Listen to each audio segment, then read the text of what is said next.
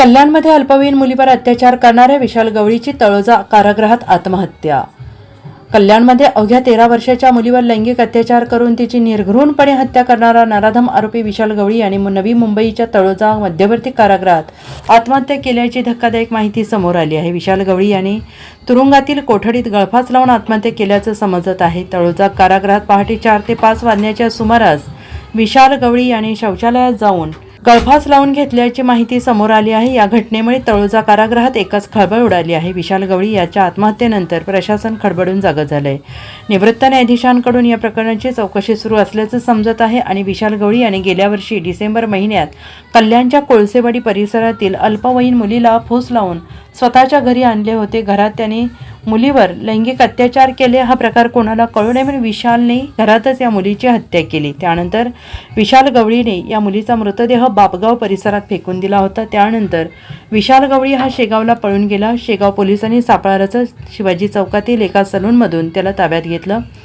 या घटनेनंतर कल्याण परिसरात संतप्त पडसाद उमटले होते। मी ॲडव्होकेट नीरज कुमार काही महिन्यापूर्वी आपल्या कल्याणपूर्व परिसरामध्ये एका लहान चिमुकलीची निर्घृणपणे तिच्यावरती लैंगिक अत्याचार करून हत्या करण्यात आली होती। त्या फिर्यादीतर्फे मी वकील आहे। आता प्रसारमाध्यमातून आम्हाला माहिती मिळाली आहे की जो मुख्य आरोपी आहे त्यांनी त्या तळोजा जेलमध्ये आत्महत्या केलेली आहे। खरं तर कायदेशीर प्रक्रियेतून आम्हाला न्याय अपेक्षित होता, परंतु हे देखील या ठिकाणी न्याय झालेला आहे। कल्याण शहराचा सगळ्यात लेकीबाळींचा सगळ्यात मोठा शत्रू या ठिकाणी संपलेला आहे। त्यामुळे हे कल्याण पुरेच्या सर्व नागरिकांसाठी एक चांगलं वातावरण आहे।